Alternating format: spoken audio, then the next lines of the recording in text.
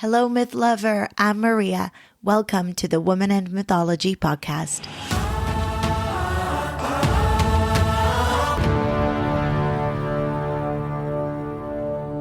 We are all divine and part of the Godhead we've been worshipping for 2,000 years or more.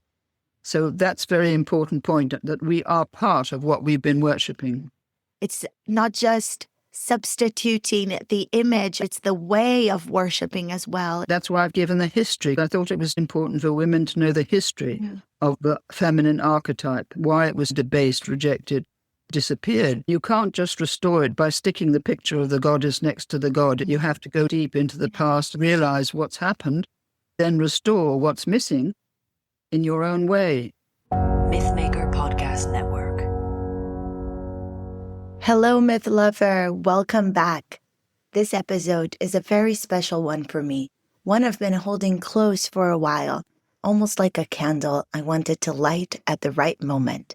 I'm releasing this now in December, with Christmas approaching and Christian myths feeling more present in the collective atmosphere. It felt especially meaningful to me to share this conversation now. Whether you were carry tenderness, grief, resistance, longing, or deep devotion toward Christianity, these stories have a way of returning at this time of year, through ritual, through family, through memory, through culture. And I hope that what you're about to hear offers you a new way of meeting them, not as doctrine, not as a moral instruction, but as mythic language, alive, complex, and full of soul. For this episode, I'm joined by none other than Anne Baring, a writer, scholar, and one of the great contemporary voices devoted to the restoration of the divine feminine in Western consciousness. Anne is 93 years old, and speaking with her felt like sitting at the feet of a living lineage, someone who has spent a lifetime listening, researching, dreaming, and serving what she calls the forgotten feminine face of God. Her work spans decades, and many of you know her through her books like The Myth of the Goddess, co-authored with Jules Cashford, or The Dream of the Cosmos, and her most recent and final offering, Divine Wisdom and the Holy Spirit, the forgotten feminine face of God. To speak with her at this stage of her life was a profound privilege. I felt in my body as we spoke the weight of her devotion, the clarity of her quest, and the tenderness behind the fierce truths she names.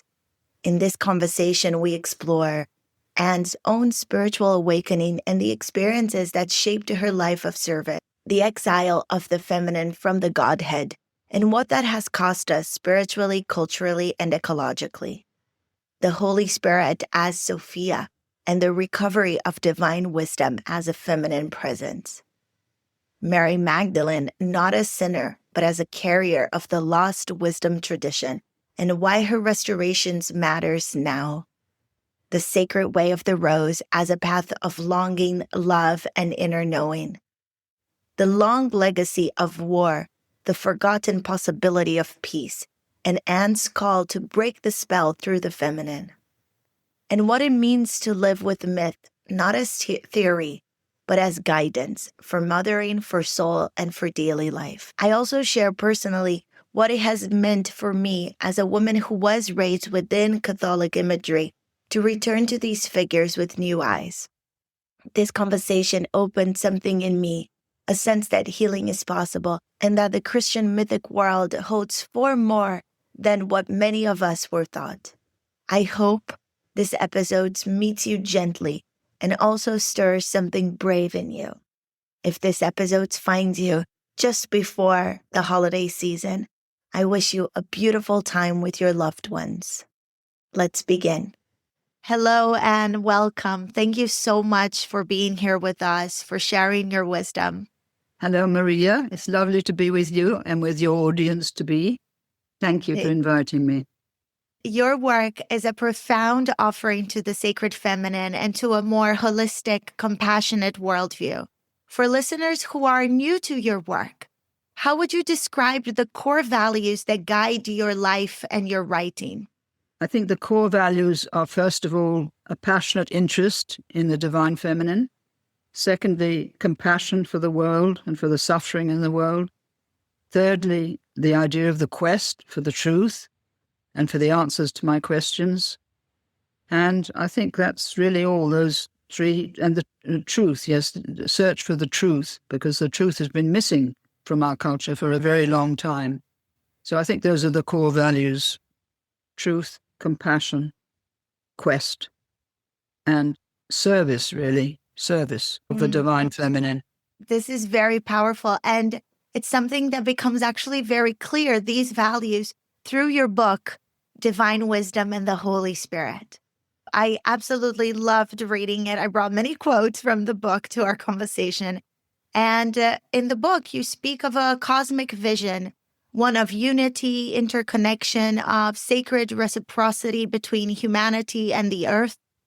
And I was wondering if you'd like to speak about what first awakened you to this deeper reality, and how has your own spiritual journey shaped the way you now see the world? I think my journey started with channeled messages that my mother received. And from the age of about 13, I was aware of them, although I wasn't told all of them, just little bits here and there. But from the age of about 18 onwards, I was fully aware of what those messages were saying. So that was the first thing that made me think that perhaps I had something to do in my own life that might serve what was coming through in those messages. The messages came from Jesus and St. Francis and were very powerful. And I published them a year ago in a book, which I'm sure you'll mention when you give my bio. So I think that was what started me. Secondly, I had a dream when I was about 13 of leaving my body, not a dream, an actual experience of being pushed out of my body into below the bed that I was lying on, going through a long tunnel and coming out after what seemed an eternity into a black space. And I heard a voice saying, "I am." That started me too, together with the messages. So who was this I am, and was it going to say any more? I got frightened and went back into my body because I was really terrified. So that was the first experience. And then many years later, after I had an extraordinary job collecting photographs of art from all the museums of Asia when I was 25. And that opened me to the divine feminine in Asia and to Taoism, Buddhism, Hinduism, and all the texts belonging to those marvelous spiritual traditions.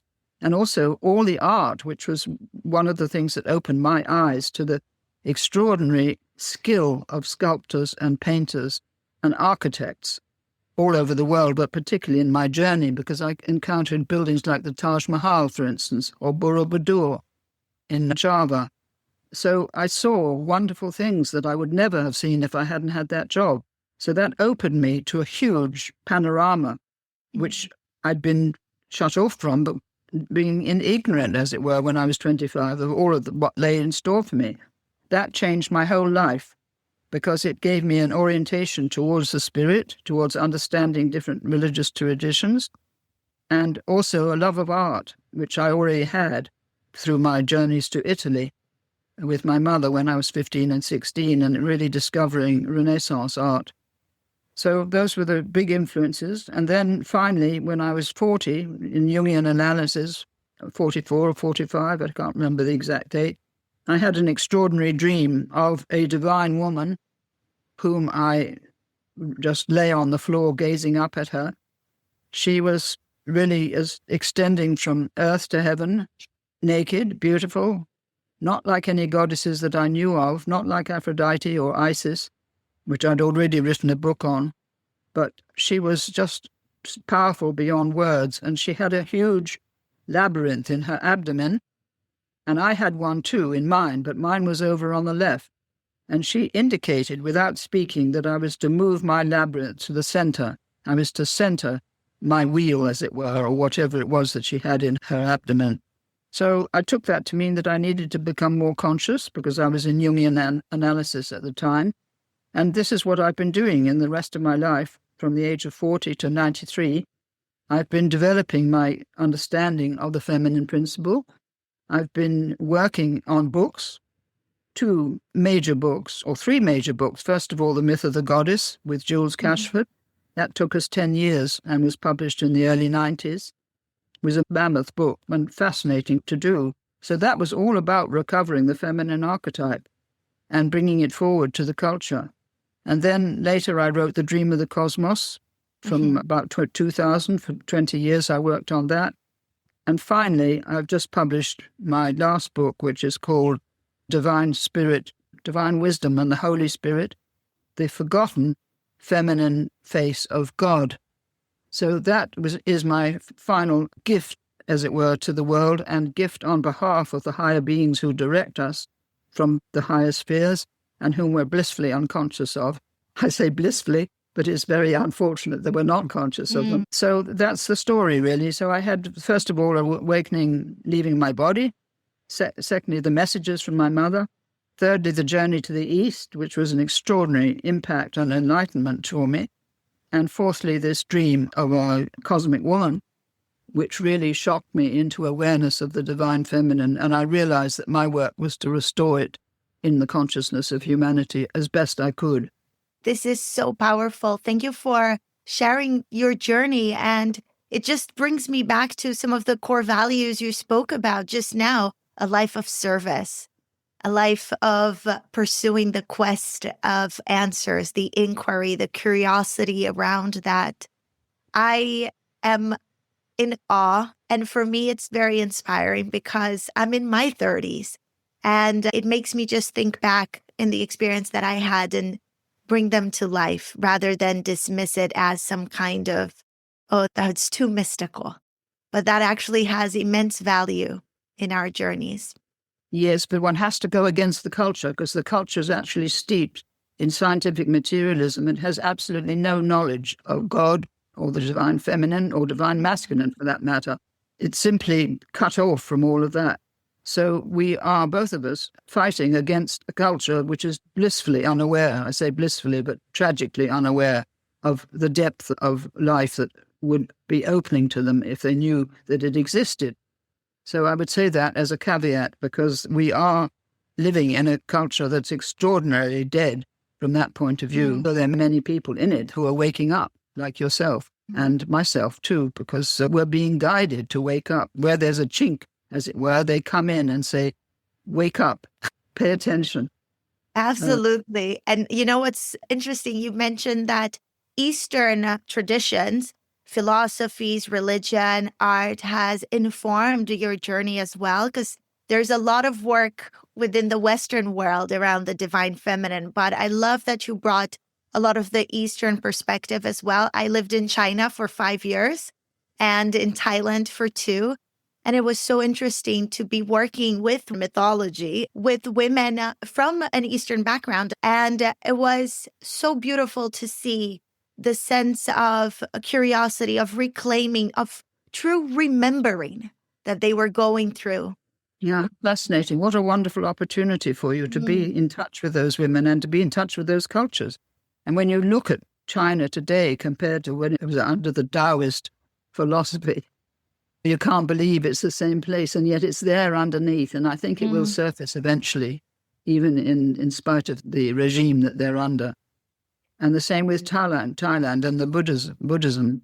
I was asked when I was in Thailand to stay in a Buddhist monastery for a year and study with the abbot there. But I was too young. I was 25, and I didn't feel I could leave my life in the West, so I returned to the West. But I do regret not staying that year. I agree with you. I would love to just move us a little bit back into your book, Divine Wisdom and the Holy Spirit, because that really impacted me. And one of the most powerful threads in your book is the recognition of the Holy Spirit as the lost feminine face of God or the goddess.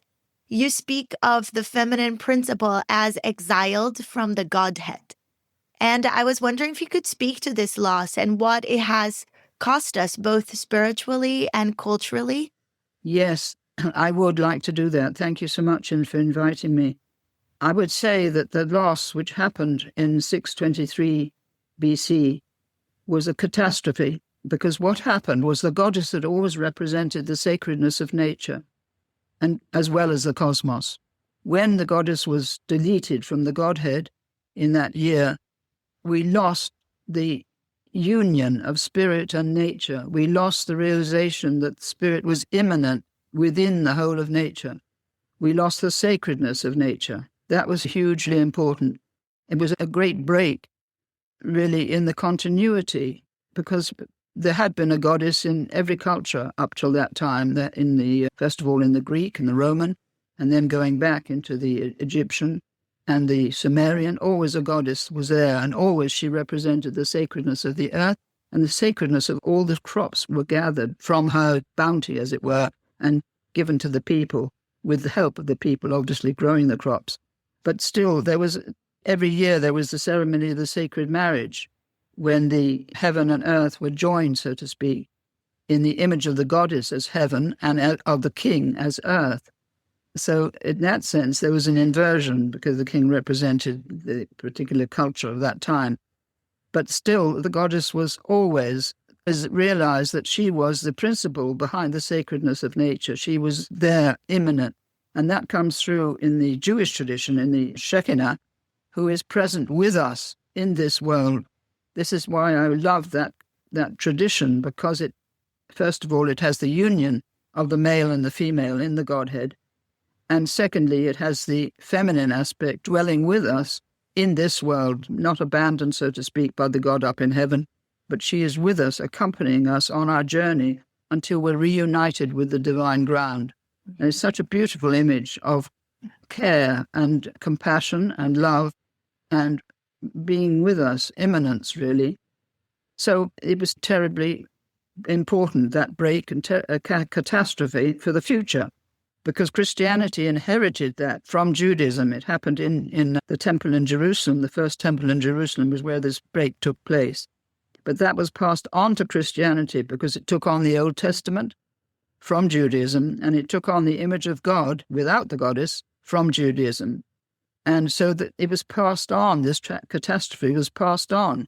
And now we're left with what we've got today, which is a world saturated with war and violence, saturated with ignorance and really suffering because of the ignorance. So that's where I think it's landed us. I can really see this. And in all the study that I've done on myth and the goddess, and of course that is just the tip of an iceberg compared to the knowledge and the knowing you have in relation to all of this, it is so clearly that the loss of these myths, the loss of these images, the loss of the relationship we had with the goddess, with the divine feminine, has led us today to an exile of the feminine in our culture and the feminine within us. Can I bring a quote from your book? Can I read it here? Yeah, of course you can. Okay. With pleasure. So this is from the Divine Wisdom and the Holy Spirit on page 40. And it says, the substitution of Christ as Logos for Sophia as the Holy Spirit is only one strand in the story of how the image of the divine feminine was excluded from the Christian Trinity. And for me, this and what I'm going to bring on Mary Magdalene was such a thought-provoking, revolutionary reclaiming of Christianity. I had encountered some ideas around that, but I feel your book actually brought in such a structure, in a clear way, in an inspiring way as well. And you speak of Mary Magdalene not as a sinner, but as a carrier of Sophia, the feminine aspect of divine wisdom. You write that she represents the lost feminine wisdom and that she is the spiritual bride of Christ. What does Mary Magdalene reveal to us about the deeper mystical roots of Christianity? And why is her restoration to the sacred narrative so vital for us today? That was the second big mistake. The first one was the exile of the goddess from the Godhead. And the second one was the transformation of the Holy Spirit, which was always associated with Sophia in the Gnostic world and in the world before that, in the Greek world generally, with wisdom, the substitution of Christ as Logos for divine wisdom as a feminine hypostasis. So that was the second huge mistake. And the third one was denying the marriage, the physical marriage of Jesus and Mary Magdalene. And that only came out with a book that was published in 2010 called The Gospel of the Beloved Companion, where we actually hear the voice of Jesus and Mary through this gospel. It's the only gospel which is a contemporary story, contemporary telling, really, of Christ's mission.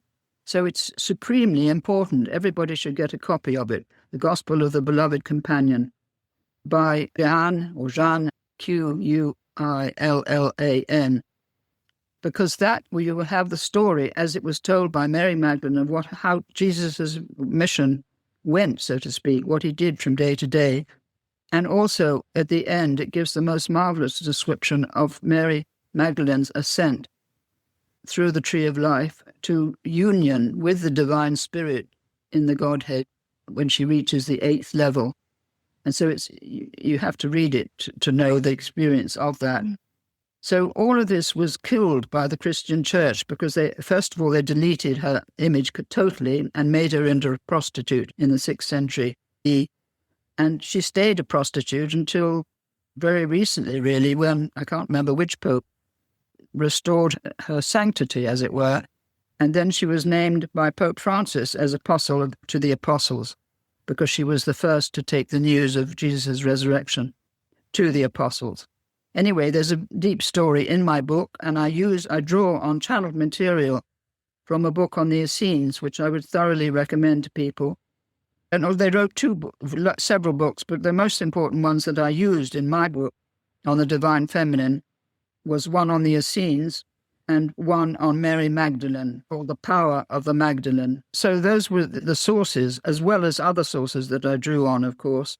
And the fact that she was married to Jesus and that her name was Mary of Bethany is very clear from the Gospel of the Beloved Companion. Mm. And miraculously, that book was taken to France by Mary of Bethany when she went there in AD 44. And I think that she stayed there 20 years before she died, teaching all the time in the Languedoc area of France. And 1,000 years later, that book surfaced. Somehow it was passed from hand to hand, surfaced in a retired community who guarded it for many hundreds of years. And they published it in the Languedoc language. And then eventually it was published in English in 2010, as I said before. So that book has come to us 2,000 years. It's made a journey of 2,000 years to our awareness, which in itself is fantastic. And it restores the divinity of Mary Magdalene and the fact of her marriage to Jesus and the fact that they were working together to bring through this teaching of the love wisdom that had been banished from the first temple of Jerusalem in 623 BC. They wanted to restore the love wisdom tradition of that first temple. And the whole emphasis of Jesus' teaching was on love and on restoring our divinity to us, really, which had been lost tragically, not only through Judaism, but also through Christianity by that time. So there's a huge story in that, and you'll have to read the book to understand it. It's quite complex, quite difficult to follow. For women who are interested in remembering Mary Magdalene and reclaiming her as the Holy Bride, as the Divine Feminine, especially within the Christian tradition. For example, I was raised as a Catholic girl, and after a while, I realized that Christianity was holding me back from my freedom, my passion, my vitality, the things that I wanted for my life. But this idea on Mary Magdalene makes me excited to heal some of my own upbringing around Christianity, my own understanding of Christianity. What are some of the practical things you would say to women who perhaps have their own relationship with Christianity and would like to reclaim the image of Mary Magdalene as the Holy Bride? I think you need to study. There are many books written about Mary Magdalene, which you could buy and study, but also ask for her help in restoring your divinity to you. Women have completely lost any awareness of their value And that goes through every culture, whether Christian, whether Muslim or Jewish. And they have no awareness of what they are or who they are or why they're here on this planet. So I think that they need to think deeply about all that and to restore the feminine value in their own life. What do they feel about things? What do they feel about their children's education? What do they feel about the political scene in the world? What do they feel about their friends and acquaintances? And why do they feel that they still have to remain with a religion which has not taught the truth, really? It's not given the full picture because it was lacking that feminine all along, with the exception of the Virgin Mary. But the Virgin Mary was not part of the Godhead. She was a divine woman because she was the mother of Christ, but she has not been given the attention that she needs either. So I would say both the Virgin Mary and Mary Magdalene need to be focused on by women, asked, appeal to them for help in their lives and for restoring their own sense of who they are and why they're here and their own importance as a balance to the overemphasis on the male archetype, which we've had for a very long time now. It's not anybody's fault. It's not men's fault because they went along with what was there and they had to be absorbed into the culture they were living in. So it isn't anything specifically, but I would say that the institution of religion everywhere is at fault because it hasn't known the full picture and it's taught just half the picture, so to speak, left out the important half that we are all divine and that we're all part of the Godhead that we've been worshipping for 2,000 years or more. So that's a very important point, that we are part of what we've been worshipping. It's not just substituting the image of worship, but it's the way of worshiping as well, isn't it? Absolutely. It's not just because sometimes it can be dangerous to just substitute the image. All the relationship we have with the image needs to be transformed as well. Yes, it does. That's why I've given the history, because I thought it was terribly important for women to know the history of the feminine archetype, why it was so debased, why it was rejected, why it disappeared altogether. And you can't just restore it by sticking the picture of the goddess next to the god. It doesn't work like that. You have to go deep into the past and realize what's happened and then restore what's missing in your own way. And one of the ways it's being restored is care of the earth, awareness of the need for the earth to be cared for. But there again, we have to be careful because we're being indoctrinated into the idea that we're responsible for what's happening with the climate, which we are not. The climate of the earth has its own agenda. The earth has her own agenda, and sometimes she's cooling and sometimes she's warming. And to blame it all on us is, again, an aspect of the patriarchy, which is punishing us just as we were punished with the myth of the fall. It's the second punishment, and it makes me very angry. I know a great deal about the climate change situation, and it's being exaggerated for political reasons. But beneath that, there is the feeling that we need to care for the earth, and we need to grow our own vegetables as much as possible, free from pesticides or elements that have been put onto them when we buy our food. We need to purify everything, really, of the toxins that have been put on our way of thinking of ourselves, and secondly, on what's being done to the earth with geoengineering or with indoctrinating us into the idea that we're responsible for climate change. So that's quite a large mouthful to take in, but it's in the book, but I wanted to say it as part of this conversation with you. Thank you for sharing that, Anne. You shared so much truth and around climate change as well. It's a perspective that I hadn't considered, but I will definitely reflect more. And just this call for the feminine, I see how it ripples in so many aspects of our life, just as you were saying, growing our food. There is nothing more feminine about that, coming into relationship with the land, with the natural world. I think we could be in this conversation for a very long time, but I want to ask you about the sacred way of the rose. So you wrote on page 252 on Divine Wisdom and the Holy Spirit. What is the sacred way of the rose? It is the path of longing that connects us to the invisible ground of the soul. It is the path of wisdom that fills the rose garden of our heart with the fiery power of love and connects us with each other, with the soul of nature and the soul of the cosmos.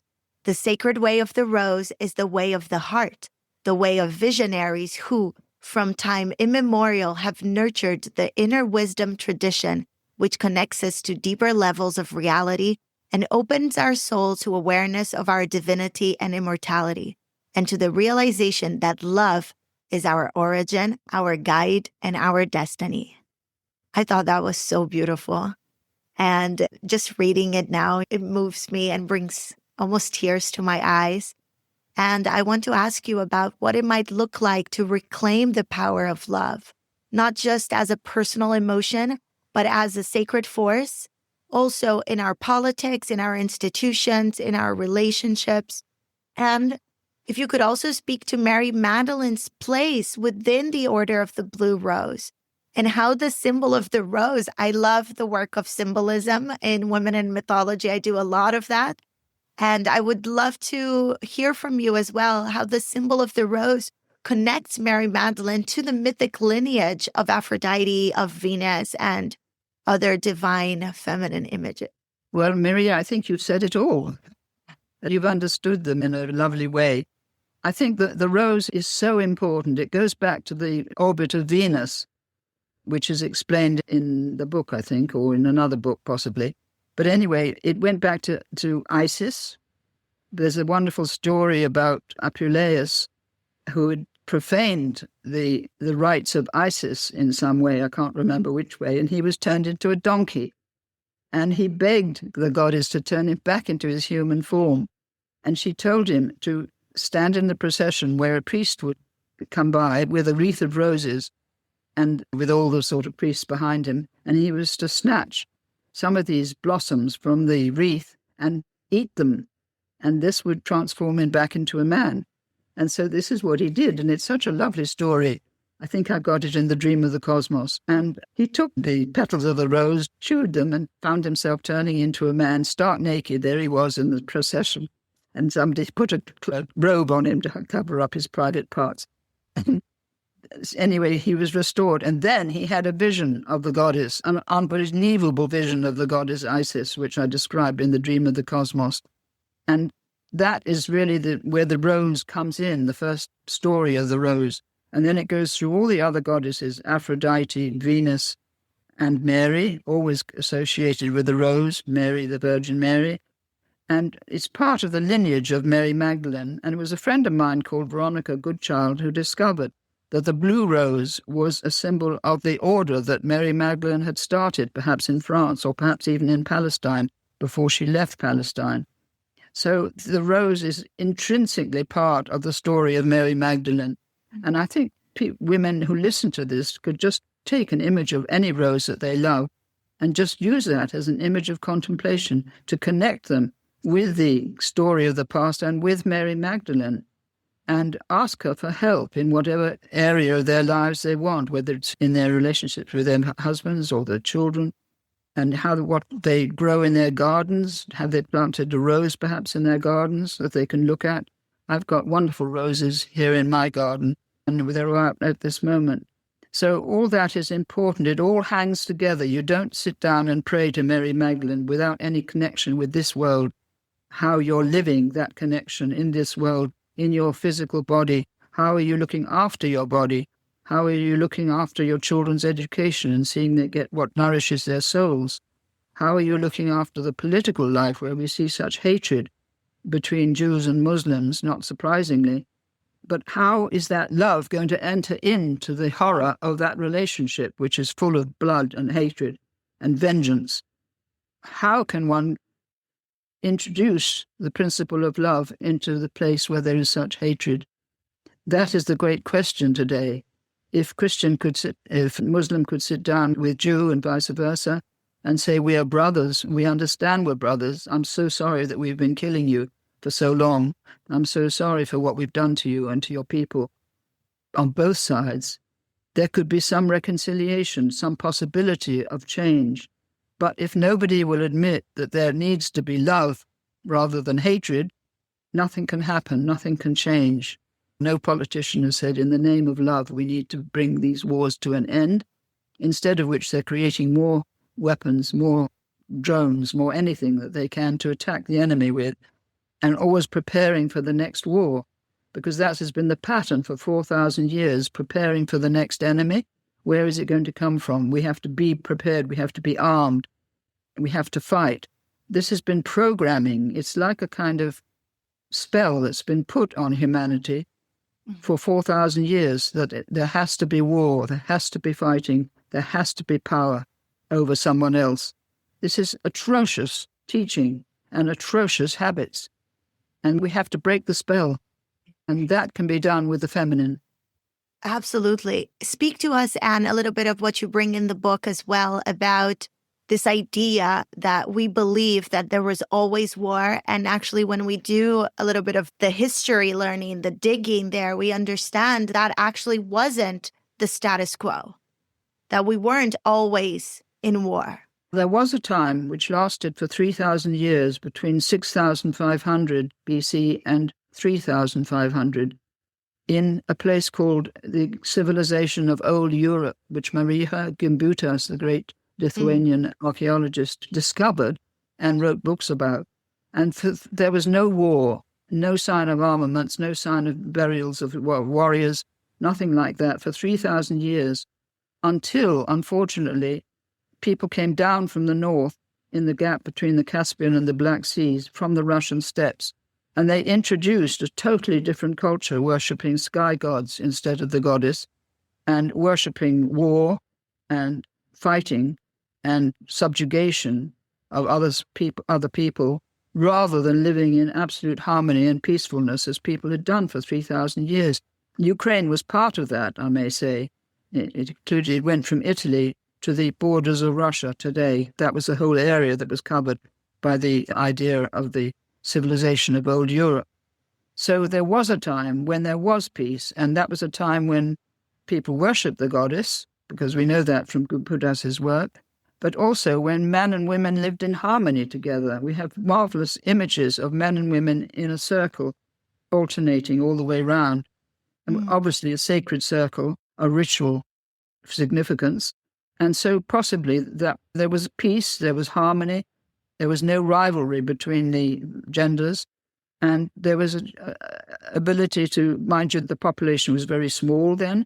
They lived on the borders of the great rivers, but they produced the most marvelous works of art, and also marvelous works in gold, for instance, which is in museums, I think, in Romania and Bulgaria, and Ukraine probably. So all that has been forgotten, completely forgotten, because what took over then was patriarchy and the idea of the warrior at the top and women at the bottom. And that extended all the way from Old Europe, all the way to India, where it took the form of the caste system there. So it's a fascinating history, but also a terrible history, and something that we took the path of, which we had no way of stopping it, because we were infiltrated by these people who brought a totally different mythology with them, worshipping sky gods, and not the great goddess at all. And we are, as a result, where we are today. But it's a habit of war that got started then, and it's gone on ever since. So from 3,500 to the present day, we've had the emphasis on fighting. Look at the Iliad, for instance, in the middle of that, and the glorification of war, and the treating women as concubines and slaves. Look at the fate of Andromache, whose son was thrown from the walls of Troy by the Greeks. Terrible stories of cruelty, vicious cruelty, and that goes right the way through to our time. And it's like an addiction from a psychological point of view. War is an addiction to the instinct for vengeance and preparations for attack, for future attack, so that we have to be prepared.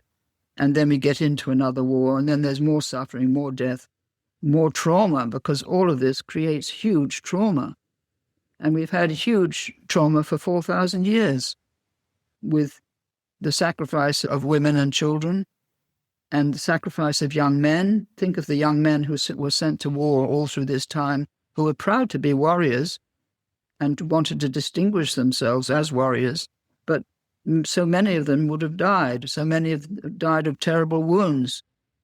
It's just an unbelievable scenario of suffering.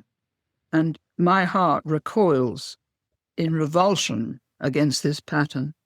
And I think women need to speak up and say that they're absolutely fed up with this constant emphasis on war and preparations for war, constant images of suffering like we have in Gaza now, or like we have in Ukraine as well, from the effects of bombing. It's just outrageous, and it's an insult to humanity, really. Insult to the wisdom and beauty of humanity, that so many bodies should be destroyed, that the actual suffering of the poor, beautiful body, which is so beautiful in men and women, I find it unbearable. It is. It really is. And it's difficult to navigate because there is that feeling of, I need to know, I want to know so I can do something about it. While at the same time, how can I continue to wash my dishes, take care of my kids, and organize the things that needs to be done in this world of women? So it is very difficult to navigate. And I want to ask you about that. If with all the knowledge that you have, and I just want to bring again to my listeners who are here with us or listening to the conversation, 3,000 years without war. That's a considerable amount of time. It's not 300 years, 3,000 years. And I think remembering that is very powerful. And what I want to ask you, Anne, is, are you hopeful with all that you know about the state of the world and what led us here? And also, I imagine meeting a lot of women, doing the research of your books, talking to people who are also resisting, remembering, reclaiming. How do you feel? How do you hold the polarity? Are you hopeful?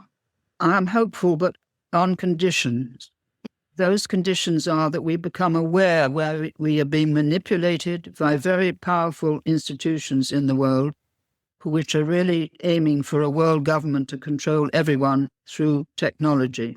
So that's one thing, to be aware of the totalitarian tendencies in governments, which we saw under the COVID era, where we were all forced to do things that were totally against what we should have been forced to do. Secondly, I think the big danger is transhumanism, which I've written about in one chapter in my book, because if you change yourself into something else, if you interfere with the DNA of our body, which has been going on for 200,000 years, we've been humans with that DNA, if you change that, you can't go back. And the danger of transhumanism and all the idea that technology is the answer to everything, and we can do anything that we want with our bodies, we can change the gender if we want, we can implant the body with nanoparticles, we can implant the brain, changing the way we think, but you can't go back to the DNA we have now, which I think is infinitely precious, because when you look back at the history and the wonderful things that humanity has created, all that creativity is coming from the DNA that we have. If we change the DNA, we'll be changed into something called cyborgs, which are half and half human and half non-human, and we can't go back, and we will lose the values and we will lose the feelings which are so important, even the feelings of rage and hatred and vengeance. All those feelings are important as aspects of our humanity. And if we get rid of all of those, we'll also get rid of compassion, caring, loving, and the principle of relationship will go out the window, because we'll create babies in artificial wombs and we'll install what we want in those babies. Who is going to choose that? Who's going to work out what qualities we're going to choose and what we're going to discard? It's unbelievably hubristic idea that we can act as gods and change the DNA that we've been given.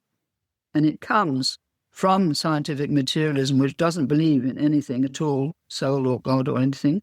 So they believe that they have the right to do what they want with the human body and change it into what they think will be a better version of it. But this is a huge inflation in the Jungian sense. It's what the Greeks called hubris, and it's really taking on the mentality of a god, so to speak, or the god, thinking that you can do anything you want with the human body. It's interfering with the divinity of what we are. So that is a warning I have for the future. If we can get through this patch, or not phase rather, not patch, but phase, then I think we'll be all right. But we've got to recover our faith, the original kind of faith that we had, in the fact that we have divine guidance, in the fact that we're connected to the divinity of the whole cosmos, and in this underlying divine ground. You can call it God, or you can call it goddess, we can call it divine ground, that we are part of that, and we owe something to that divine ground, not to mess things up. There's so much living inside of what you just said. It feels to me almost being apocalyptical. It's like the end of the world as we know it. And you have lived through profound cultural changes, from post-war reconstruction to the rise of feminism, now the climate crisis. And I'm wondering, what shifts have you seen in how the sacred feminine is received in the world? Do you see more openness, more conversation around it, or less, perhaps more resistance to it? The resistance comes in the form of the desire to control the world by a group of very powerful men. That is the resistance to it, and they have no knowledge whatsoever of the divine feminine. But equally, there is an awareness growing all over the world in all different cultures. It's not specific to Europe or America or anywhere. It's nothing to do with the feminist movement, which is really quite masculine in character. But it's to do with this love, what you mentioned. It's to do with the love principle rising in many people. Love for all kinds of things, love for the earth, love for their children, love for their relationships that they have. It's a quality of perception or a quality of empathy which is very much alive. And we are aware, for instance, of the suffering in Gaza.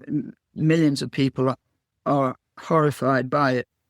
And that is a sign of the activation of love, if you like, or the activation that we can't go on as we are. So we're learning all the time while this is going on. People are learning, and they're learning from the experience of their own lives. And I think that is a sign of great hope, really, because things have changed radically since my mother's time, when she could never have spoken as I am. She could never have written the books that I have. She wrote poetry, and it was published, some of it, but she could never make her voice heard, even though she was feeling the same things as I'm feeling and speaking about. There was nowhere that she could express what she was feeling and what she wanted to communicate with people. So she was shut into a box, as it were, as a woman, and the marriage and all the sort of things that went with the person she married and the culture she married into. So then with my grandmother, completely huge change. My grandmother divorced 2 husbands and went to live in Paris and had a wonderful time there. But there again, now women can do that. But then it was unheard of, and it was a terrible scandal and everything that she should do this. But she was an artist, and she was determined to have her way. And when she went back to France after the war, she took a trunk full of contraceptives with her that she gave out to the women in the village. The priest was horrified, but she was courageous enough to do that then, and it's very funny now. But she was courageous, and that was a sign of the feminine in her, wanting to help all the women who were having too many children in the village, that the compassion was coming up through her in that rather dramatic event. But I can look back at the sort of pattern of grandmother, mother, and me and see an enormous change in the lives of women, enormous change. And the fact that if you go to university, my mother couldn't go to university because her father wouldn't let her. And she was a concert pianist. He wouldn't let her be that either. So there was huge change in women's ability to hear their voice and to express their voice in the culture. And you have now women politicians, women artists, women, everything under the sun that you can think of creatively, creating things, like many of them are engaged in creating beautiful clothes or pottery or anything to do with fashion. You can look at the huge expansion. When I was 25, there were very few openings for women. You could be a secretary, you could be a nurse, or you could be a teacher. Those were the 3 professions, unless you were training as a doctor, which you could do then. But otherwise, there was nothing open in the way of professions. And now there are thousands of professions that women can enter into and be very good at and contribute to the culture hugely through those professions. So I think there has been an enormous change in 80 years, say. And I think that's very good and very strong and interesting and powerful. And if you look back, you can see colossal change. Thank you for sharing, Anne, and especially the stories of your family, of your lineage, of your ancestors. The story of your grandmother brought me a very big smile. I loved her irreverence and her courage, as you said, her transgression in many ways towards her own passion. And it seems like art was a big value in your family and in your lineage. And it was a companion in life for women, for your grandmother and your mother.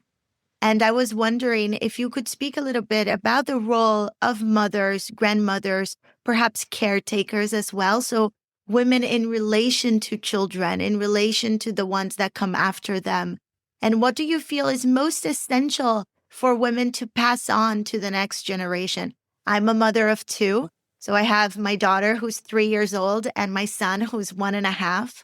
And I am wondering, what do you feel it's important to support when we think of the soul life of the child? I think it's important to teach them that they have a soul as soon as they're able to. And also, I think it's very important to take them into nature and get them to touch things like the leaves of flowers and the leaves of trees, because touch is very important in early childhood. It puts them in touch with the nature around them, and then get them to ask questions or tell them things about different kinds of trees, different kinds of flowers, different kinds of vegetables that they're eating for lunch, for instance. Explain that there's a mystery in the thing of growth, that you put a little tiny seed in the earth, and then a few weeks later there's a little green shoot, and the little green shoot grows into a plant which could either feed you or create beauty in the world. You can teach them things like that very easily. You don't need books. And ask them what they feel, because quite often children come into life with memories that we squash by saying, oh, don't be silly, that's not true, something like that. Listen to what children say about their dreams. If they have a dream, listen to the dreams and pay attention to what their feelings are. Always, what are they feeling about life, and have they got a sense of awe and wonder when you take them out into nature? Cultivate that sense of awe and wonder that you have yourself, and pass it on to them and cultivate it in them quite consciously. I think that's very important. And they will respond. You'll see they get interested in the birds, or in particular kind of insects or flowers or growing seeds. If they're old enough, if they're 4 or 5, you can plant seeds in a garden or even in a window box or a pot and see that seed grow into a plant. I think that's very important. And then as far as education concerns, the schools, I think you can insist that there's a better education gradually, that there's music included, that there's art included, that there's poetry, that they learn poetry, and that they learn how to make things with their hands, particularly kindergarten. They need to make things with their hands, with clay, with paint, and all that sort of thing, which I think they do. But later on, it gets swallowed up in intellectual studies, and the whole magical, imaginative side of life gets cut out. And this is where a man called McGilchrist has made great strides in teaching people how we focus on the left hemisphere in our educational system, and the right hemisphere, which is the imaginative one, gets completely neglected. So you have to cultivate the imagination in your children as much as you can, and insist in schools that there is room for music, for acting, for poetry recitation, for anything to do with the expression of feeling, instead of this focus on intellectual achievement, which is only one side of education. It's necessary to develop the power to think and the ability for reflective thought, and also the ability to listen to other people without wanting to kill them or destroy their ideas, because adolescents often grow up now in our culture with having no meaning in their lives at all. They haven't been taught anything about the meaning of life or why their lives are important and why it's important to find their creative gifts. Or everybody has some kind of creative gift, and that needs to be nourished by the parents, particularly by the mother, as my mother nourished mine. That resonates so much. And I'm so grateful. You named so many different practices, so many different aspects to cultivate in this mother-child relationship. I wonder, because of our time, I'm going to start bringing you some closing questions, especially around myth. But before, if there is anything, Anne, that perhaps we spoke in our communication or that I've submitted to you before that we didn't talk about, but you would really like to, I would love to open a space for that as well. Well, thank you very much. I was thinking I'm making at the moment a recording of the Dream of the Cosmos. It's being prepared for being put up onto my website. And I think that would be a great help for people to listen to rather than read the book, because the book is 600 pages, but to listen to the chapters in that book. And then later there will be an audio also of the latest book, the Divine Feminine one. So I'm working on that to prepare before I pass on. I want to leave that as my legacy so that people can actually hear sometimes me speaking, sometimes a man speaking, and sometimes a lovely woman called Tatiana who will be reading from the book of the Divine Feminine. So I'd like to say that. And I think that the important thing is to be true to yourself, discover what your true feelings are, become aware of where you've been indoctrinated into false beliefs, and try and get rid of them without being violent about it, but just gradually detach yourself from beliefs which don't feel right and cultivate beliefs which do feel right. That's so powerful. Thank you, Anne, for sharing that and for telling us about the recordings that you're going to make available. That is such a gift to the world, to women. I'll make sure that I add all the links to your website and everything on the show notes so people can get in touch with your work.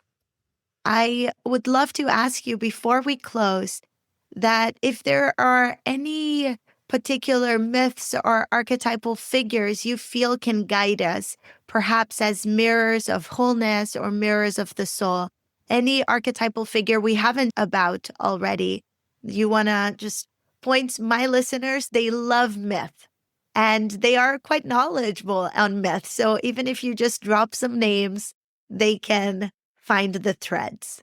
Well, I think we have to look at myth. Civilization was always guided by myths. If you go back to Egypt, you have the myth of Isis and Osiris. If you go to Greece, you have all the great goddesses and gods.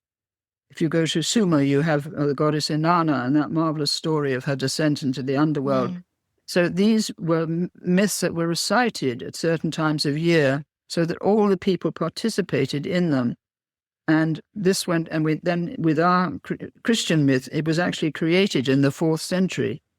But it created the idea of the myth of the Son of God, the only Son of God. But that left out the daughter of God.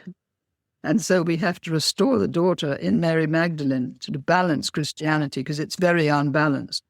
And its behavior was very unbalanced because it didn't behave like a good Christian church should have behaved. It was terrible in many respects. So you have to look at the myth that you've been given and look at where it has faults and where it has benefits and advantages and choose what you want from that myth. You don't have to believe it wholeheartedly. And today our myth is technology. So just look at that myth and what it's doing to people and how men are fascinated by technology.